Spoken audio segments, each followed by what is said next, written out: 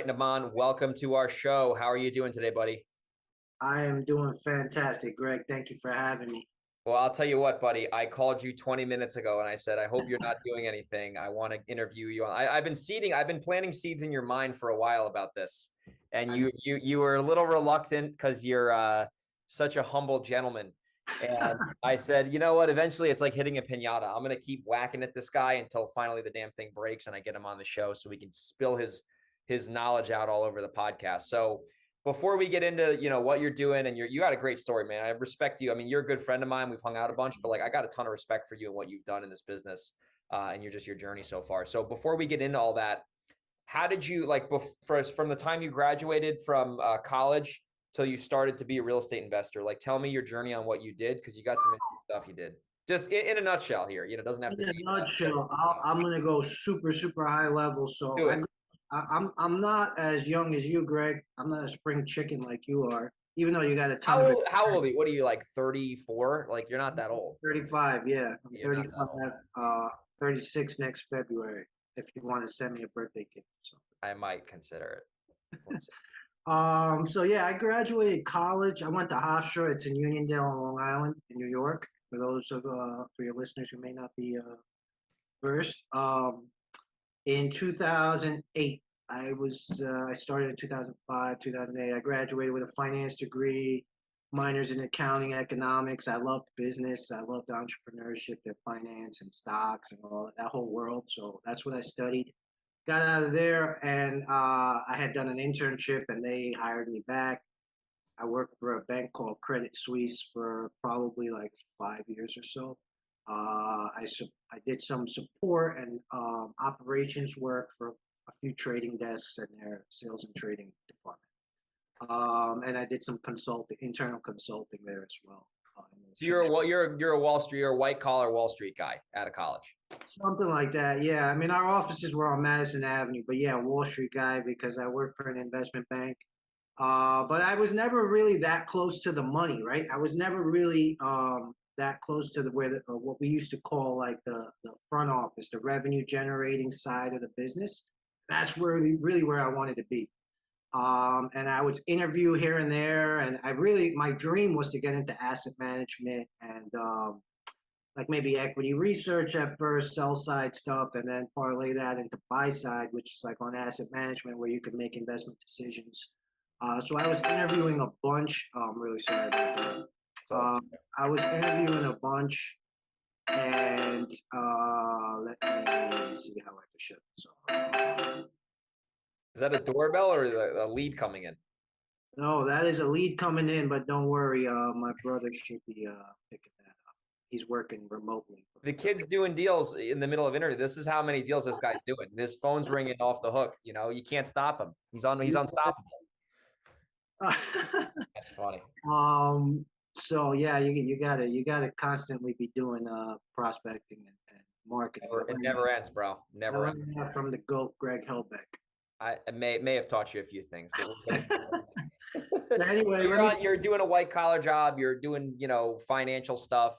You're out of college. All right. So what happened? I break into the field that I really wanted to be in, which was asset management. I interviewed a bunch, couldn't do it, so I got fed up, and I was like, when I was like 25, I was like, you know what? I'm just gonna quit my job. I'm gonna go invest stocks.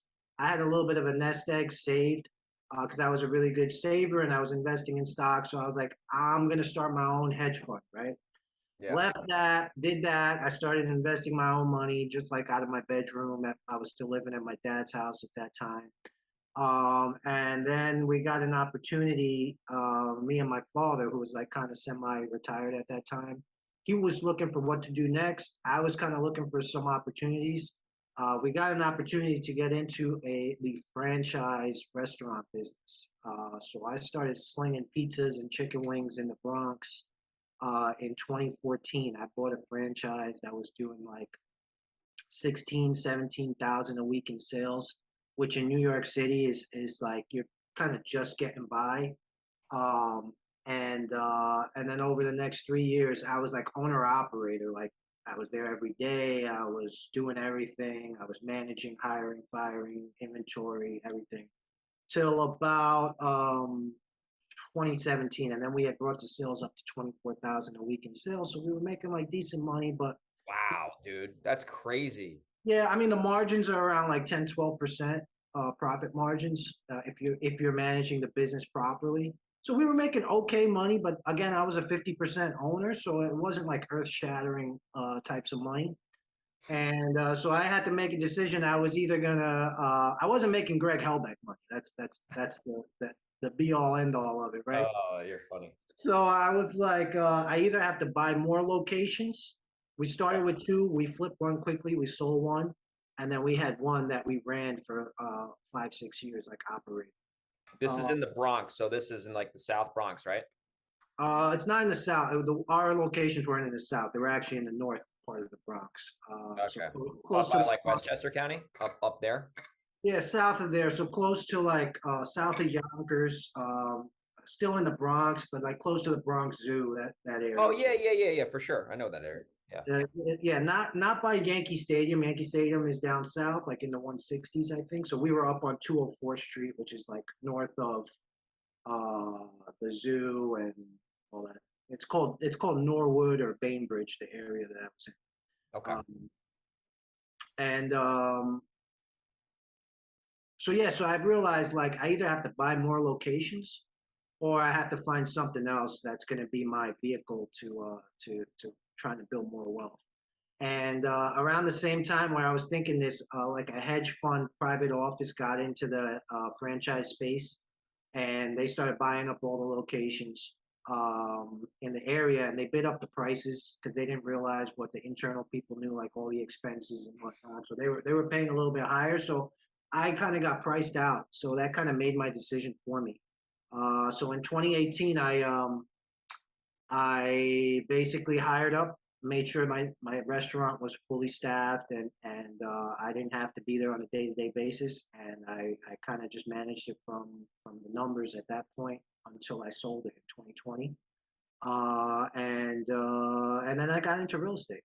The first thing I did was I took a job with a guy out in Suffolk County that you know very well. He was flipping and wholesaling, big operation, still has a big operation, and I got into their acquisitions department, and I was doing like an inside sales role where I was taking calls, putting people through the John Martinez / Greg Helbeck That's sales. how I met you, bro. I remember we met online and I found out you were from my area and I was like, dude, we got to connect. That's great. That's Yep, so this is the part of my life where enter stage right. Greg Helbeck comes shooting in with a cape on, and he's like, "I'm gonna teach you how to buy houses, son." And that's I was like, "Oh my god, this guy's amazing." Then I found out you were like a spring chicken, like probably 22 years old at that time, I 23. was young. Yeah, I was 22, 23. That was a while ago. That's crazy. I remember we like all connected and I was like, oh man, like you guys were always super cool to work with. So it was like you and Danny and Justin and Billy. And I was like, I just like, you guys were just easy to get along with. So I Wow. connected with you, bro. And we've been buddies ever since, like real good friends. Like it was kind of funny. Like I feel like anytime I meet someone who's in my area, even if I don't like live there full time, because I basically live there like 3 months out of the year now, it's like we have like this instant connection. Like you, me, and Michael, if we all got trapped on an island together, like we as long as we had like some 6 feet of distance at night, so we didn't sleep, on top of each other, we would get along. Like we wouldn't run out of things to talk about. Like The only requirement is we need to find a kosher food spot for Michael at that on this island. that is true. We'd have to get that figured out, but I'm sure we could work it out with our creativity. Yeah. Yeah, so that's what happened in 2018, man. I got into, I basically stalked the owner of the business on Facebook, applied, jumped through the hurdles, and then they brought me on. And I wasn't there long. I was probably there like, I want to say less than a year, like 6 months, 8 months. I started as internal sales, I guess. So booking calls for the outside sales guys, but I knew that the bigger commissions were in going outside, so I kept pushing and pushing, and eventually they kind of relented and letting me go out on outside appointments. And then so I was coming back with contracts, and I was like, "This is great! Like this is amazing!" And You got paid to learn, man. That's something that a lot of people don't understand. And I did the same thing actually with two business owners when I was brand new back in 2016. I got paid to learn. I worked for two investors. I was a lead manager to start. And then eventually I helped another investor do their acquisitions. So I'd go out on appointments, and I was still doing my own thing too. And I learned a lot, man. I learned a lot just being around people who were doing more deals than me at the time. Like there was so much learning that went into it on someone else's dime, basically. Yeah. So it's smart that you did that before you jumped out on your own. And now we'll get into like what you're doing now, because I'm really impressed with what you've done. I mean that like genuinely. I'm not just saying that on this podcast. Like, so you eventually you got paid to learn. You learned some great skills. You eventually jumped off on your own now. And the thing that I really like about you, and me and Michael were talking about this the other day, you ask a lot of questions, and I like that. He likes that because you're a very curious person and you're always looking for ways to get better. And I can just tell that's part of like your core values. So when you jumped out on your own and you decided to be a full-blown, real estate entrepreneur running your own ship, the first thing I've noticed about you is that you have found a way to do big deals consistently, and you don't need to do 15 houses a month to make a lot of money. Yeah. So what have you like, how did you make that transition? Because maybe there's some people listening to the show right now and they're working for someone else and they want to do their own thing and they're afraid about it. So like, how is like your first couple months of that kind of leap, because it's a leap of faith. I know you had the business and, obviously that was successful with the franchise, but, ultimately you went back to being an entrepreneur in a completely different business that is unlike selling pizzas. Yeah. I mean, the honest answer is I think a part of it is just like a personality trait. Because ever since I was a kid, I wanted to be in business. And ever since I was working, I was a very bad employee. Not that I was a It's bad like me, employee. dude. I'm the same way. I was a shithead. I was a dick. I was not cool. Like I No, was stubborn. I have to take that back. I did a good job, I think, and my employers always liked me and appreciated my work. But I would get fed up with the work very quickly. And so I realized that about myself. Like I was always like, why am I here? Like I want to be doing my own. Exactly how I thought, bro.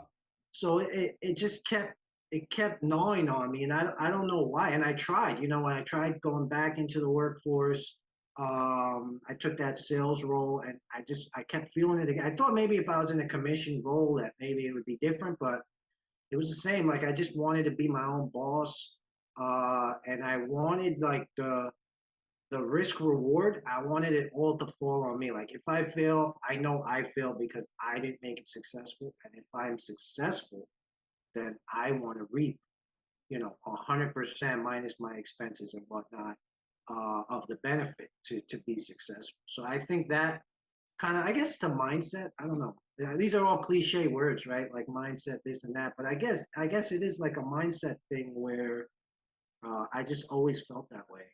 Yeah, Uh, and it sounds like, you have a relatively high risk tolerance, which is what most business owners have, because ultimately the buck stops with them. So if they make it big and they have success, they make money. And if they don't, then they don't make money. And you obviously had that experience in a different industry, which is another thing that I found really unique as I started to get to know you. Like you had the experience, you had the savvy from owning your own franchise. Like, that's a completely different business that you were able, and I respect, man, you took that from what, 16K in sales to like 24K. This is per week in sales. Like that's probably not easy to do, especially in a pizza business where every fucking block in the Bronx, I'm sure there's a pizza shop that's looking to steal your lunch, pun intended. So yes, I learned a lot, a lot, a lot, a lot. I mean, MBA in the Bronx. That's what I tell people. Like, I learned so much just about reading P&Ls and creating P&Ls, hiring, firing, recruiting, product qualities, speed of service, everything you learn. If you want to learn and you want to learn in the school of hard knocks, you start a business in New York City. Because I also got my ass kicked with regulations. I got sued by the Department of Consumer Affairs. I had to fight them. I was 26 years old. I was fighting the Department of Consumer Affairs, and I won. They had fined me for like $75,000 on some bullshit. DCA, this is for you if you're watching Greg's podcast, the Department of Consumer Affairs. there you go, DCA. Up one. So yeah, so it was a tremendous experience. It kicked my ass a lot, but now that it's over, I can say I appreciate it. While I was in it, it was tough.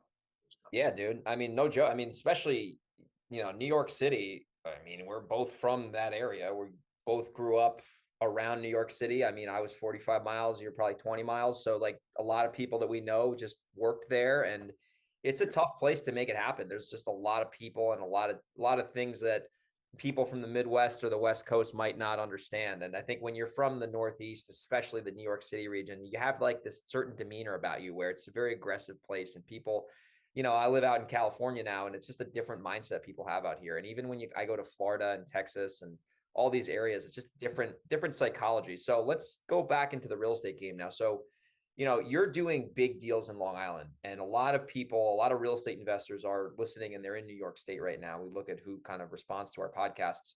So if you had to speak to a new investor in New York, what would you tell them? Like what should they expect on the reality on what it takes to make it happen? Because you have an interesting lens because you did it working with someone else on a team, and now you're doing it as a business owner. So you get to see kind of two sides of the coin. So what Yeah. would your advice be to someone? Maybe they're in New York and they want to really start making some good money, and you're a very qualified person to give advice. Um, I wish I had 48 hours to think on this and come up with the perfect answer, but just off the cuff, I will say the first thing you really need to do, and this is for anybody, whether you are starting out with money and you're like building a big business right off the bat, or if you're starting off like shoestring budget, you have to steal your mind. Like your mindset is so effing important. Like because it's not going to be easy and it's not going to come right away. And if it does come right away, your second deal is probably not going to come right away. It's the curse of the first deal. I say that to people. You almost want to get fucked up for a while. So Exactly. And so mindset's super important. Not only because it's going to be hard, so you have to like be willing to shovel shit for a while, but also because you mentioned I'm doing big deals. Like if I didn't believe that I could do big deals, I probably would have never stepped foot in the New York market, right? Even though it's my backyard. Like I would, if I didn't see it for myself, and that's why taking that job and working for 6 months and seeing six-figure wholesale deals go down, you kind of unlock that little thing, that box in your head that says, "Woo, this shit is possible!" Like ding, ding, ding, ding, ding, ding, ding. Yeah, for sure. So I think the belief system has to be there, and then the whatever you want to call it, the grit or the perseverance, that whole thing where you're gonna push through to results, like my boy Ray Dalio likes to say. You have to push through to completion. Dude, Uh, that's so well said, bro. two things are very important. You know what the thing too with the mindset, and a lot of people like hear the word mindset and they're like, "Oh my god, well, tell me the steps to do it." It's like you got to have your head on straight, because if Namon and I could do a master class on how to like get deals systematically in Long Island or in New York in the Hudson Valley, and we could give you the whole blueprint. But if your brain is not optimized to receive that information and it's not willing to go through the fucking gauntlet of shit, because I mean, dude, New York is another fucking planet. Yeah. The webinar would do you no just, it would do you no service. So you got to have your head locked in first, and you got to understand that everything in New York takes twice as long and there's twice as much drama, but generally there's twice, if not 3 to 4 times the amount of net profit that you can pull out of these transactions because of the fucking price point. Like I'm in San Diego, it's the same shit here. It's super expensive. And I'll tell you what, I mean, New York isn't as competitive as San Diego, but I got to say, it's fucking hard. And there are other buyers, but it's not as bad as San Diego or Texas. There's definitely, like, especially recently, we've been running into a lot of garbage, and we've been having to push. We've won some deals against others. We've lost some deals against others, full transparency. But you got to understand that the process of doing a deal in New York is just completely different. And anyone listening needs to have those right expectations going in. And that will set them up for success over the long term, so they don't get disappointed when inevitably you get shit thrown at you, and you got to be able to get out of it. So Naman, let's go through an example on how maybe on a deal that you've done in the last year or two where there was just a bunch of bullshit and you were able to persevere and get it to the finish line. Because I feel like every house we do, there's at least one or two things that come up in New York that just are like, whether we're retail rehabbing them, whether I'm doing a rental deal or if I'm doing an assignment or a double close, it just, every deal seems to be a fucking battle, and it's part of the game. Yeah, absolutely. I'm going to give you a recent example. I'm still working on it. It's a fully executed contract. We were supposed to close this week. Shit hit the fan, so I'm working through how to resolve it. Um, Situation is this: it's a house in a very nice area in on Long Island. It's in a place called Plainview. I've done deals there before. This is That's a great area, bro. That's right in Nassau, bro. That's fucking fire area. like eastern central Nassau, like probably 30 minutes on the LIR into Manhattan. What's happening in that area is you have lots that are like, I don't know, 60 by 100 to let's say 70 by 100 or even bigger, but 60 by 100 is kind of like the minimum, where you have a lot of old ranches, like two-bedroom ranches. You have like old Levitt houses, like the Capes, that are like 2 or 3 bedrooms with one bath or two bath on decent sized lots. And what builders are doing in that area is they're knocking a lot of them down and they're putting up like McMansions, 5 bedrooms, 3 baths, like two-car garage, everything brand new, beautiful. And they're selling them for like anywhere between 1.1 to like 1.5 million dollars, depending on the house. I just pre-sold one because I'm also a realtor. So I actually sold one to a builder, wholesale one to a builder. I negotiated the listing back on it. So I ended up selling it to the builder for around, I think the price was 550 that the builder bought it from me. And then I asked them for the listing back. They gave me the listing back, and I pre-sold that before they even had shovels in the ground for 1.37 million. It's Right, amazing. and I'm getting 2% on that, so it's like it kind of doubled it. I got my wholesale fee plus I got the commission coming in, so it ends up being a remarkable deal. Like Dude, very that's so freaking smart. Like you yeah. provided the product in the beginning and then you sold the product before it even existed. Look at Yeah, dude, I wish I did that when I started my business. I only recently smartened up to that just because I was doing this deal and I was like, yo, the listing is gonna be like 1.3 million. The realtor's gonna make a lot of money. And then a light bulb dawned on like ding. And I was like, I just kind of proposed it as part of the terms. I was like, hey, plus I want the listing back at 4%. And and they said okay. So anyway, that's what's happening in Plainview. This recent deal, um, first of all, let me say this. It is a ranch, right? It's on a nice sized lot. It's a 4 bedroom, one bath ranch. If I pulled up the pictures of this thing right now, you'd be like, there's no way that these sellers are going to sell to you. And there's no distress. They were like straight up equity lists. So this is one thing, like it's kind of like I'm trying to show people like you gotta kind of think creatively because this guy is probably this family's not showing up on anybody's list. They're not tax delinquent, they're not this or that, pre foreclosure, blah, blah, blah. These guys are just like middle America, husband and wife are working, they're trying to upsize.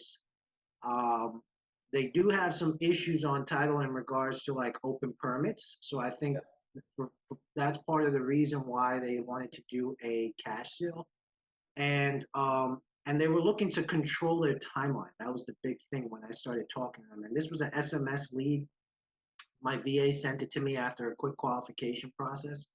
And I got on the phone with this guy and I immediately started to go negative sales process wise, meaning, hey, you got a nice, he told me the house condition. I was like, this is a great house. Why don't you think about listing it? And he was kind of just like talking me out of the fact that he didn't want to list it. And I was like, you sure, man? You told me you got like high efficiency boiler in there. You got a $40,000 kitchen. Like basically like there was nothing wrong with the house. And I was just like, no, man, no, you don't want me coming out there. But he was like, I want an offer. So I actually made him a virtual offer. And you made him an offer over the phone. You're like, I'll give you probably around here. I said, I'll give you this range. And he didn't curse me out. And I was like, whoa. And I was like, this might be something. Yeah. Something interesting. So then I went out to see the house, and I wanted to see to make sure that what he was saying was accurate. And it's like a half an hour drive for me. So I went out to see it, and the house is beautiful, just gorgeous. So I raised the offer a little bit because I wanted him to feel like he was winning. Um, And we ended up going into contract. And the reason why we went into contract was because I structured the terms to fit what they needed. They needed 3 months post possession, first of all. Oh, that's huge in New York. I do that in New York and That California. I'll do that anywhere. I don't give a fuck. Yeah. big, huge. I've done this a number of times now, and especially when you're wholesaling to a builder, it may even come in handy for the builder because it gives them a month or two to get their permits in order, and they're collecting rent. And I always negotiate, hey, post possession's fine, but you're going to put X amount into escrow, just for safety purposes for our, so that we can Just cover did our. that. Yeah. It's fucking beautiful, dude. And I charge them a market rent, utilities stay in their name, I'll pay the taxes, and I'm a landlord for a couple of months, and then when I wholesale the deal, I pass that on to the builder so that they can Sign the post possession. Yeah. so they can cover their holding costs while they're getting their permits in order.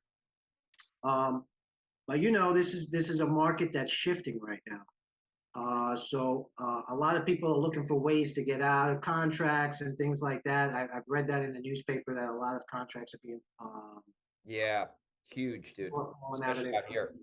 So I'm having that issue right now with the builder. We were supposed to close, but I think there's an element of the market is shifting, but there's also something going on with the municipality where they're doing some work on the pavement. They're doing new sidewalks, so there may be delays in getting building permits issued. So now I have an issue where because there was an open permit that gives the builder a way to kind of finagle himself out of the contract. Yep. So I'm working with the builder, right? And we were on a couple calls, and this is where you have to start troubleshooting. You got to put on your hat and your troubleshooting hat, and you got to start being like, all right, how do we figure this out? So I got on the call with the highway department. I got on a call with the building department, try to figure out what's a workaround. And it turns out that there is a workaround, and they just issued it a couple weeks ago, which is they have so many builders trying to build, and they're doing so many new sidewalks that if they were to stop building, it would be a huge problem, like for the area and for builders just like being out of business essentially, because Plainview is such a hot area for building, that they issued a workaround that says if you put $1,000 deposit in and fill out some forms and whatnot, they'll let you get your permits. But that $1,000 deposit is going to go to the town so that they can then come back and repave that part of the sidewalk. Because basically, they need to be able to. The builder needs to be able to open the sidewalk so they could go in and disconnect gas, disconnect the water, disconnect the sewer, so that they can get issued a demo permit. I'm going into the weeds a little bit, but yeah, so they can knock the house down safely without having to blow the thing up. Yeah. And I probably sound like a freaking builder to your audience right now, but I didn't know anything about this until this problem came up, and I learned it over the last few days by doing my due diligence, calling around, talking to the town, talking to the builder, talking to other builders, talking to other investors, and just doing my what I like to call scuttlebutt. I don't know if that's a word that's familiar to you. I've heard of that. Yeah, I like that. It's basically like you're calling around and doing your research, right?